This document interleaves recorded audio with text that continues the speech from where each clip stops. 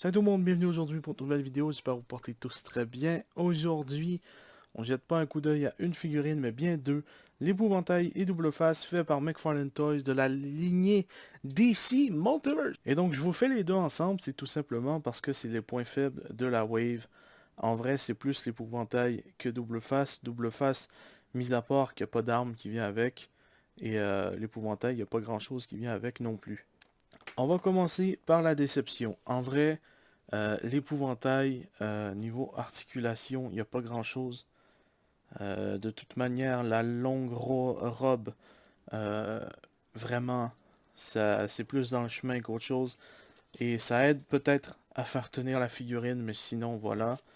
Euh, Au niveau des coudes, c'est simple. Double au niveau des jambes, mais on peut pas faire grand chose non plus parce qu'il y a la grande robe derrière qui me fait penser à un épi de maïs. Le petit souci qu'on a avec l'épouvantail, c'est que ce look, il l'a pas longtemps dans le film. Et vraiment, j'aurais plus aimé déjà, elle tient comme la merde. J'aurais plus aimé avoir eu le suit du gars avec le masque de sac à patate. Ça aurait été beaucoup plus stylé, je pense que ça aurait été plus vendeur. Là, la figurine, elle peut être retrouvée pas mal partout, assez facilement, tandis que cette wave-là, elle a été vendue assez rapidement.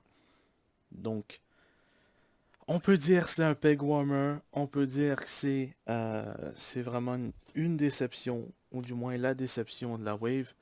Bien sûr, il y a la carte qui vient avec et le socle, et c'est pas mal tout. En vrai, il y a pas grand chose qui vient avec cette figurine-là. Elle vaut vraiment pas la peine d'être parlée très longtemps. Maintenant, double face, c'est pas mal cool aussi, mais ça manque de détails. Et habituellement, ça manque pas de détails chez McFarlane. Faut savoir que le pistolet, c'est moi qui l'ai rajouté à partir d'un pack de munitions de chez McFarlane Toys. La main avec le sou est vraiment cool. Le visage, ça ressemble à peine à l'acteur. Et le côté où est-ce que c'est vraiment amoché, c'est plutôt vraiment pas mal du tout.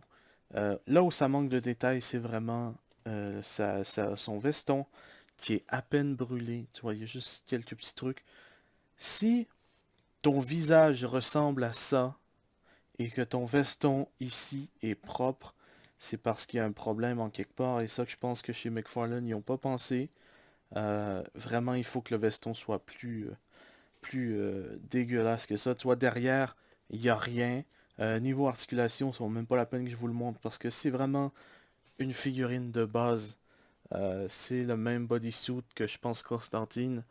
Il y a quelques morceaux de réutilisés, mais sinon, c'est vraiment un body de base.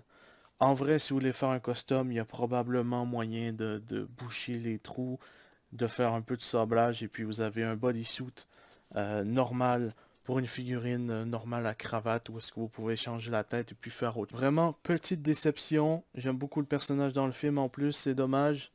Mais ça reste quand même que quand tu regardes la figurine, tu vois que c'est double face et je pense que tu peux le reconnaître. Tandis que ça, bon, tu vois que c'est l'épouvantail, mais c'est pas super beau.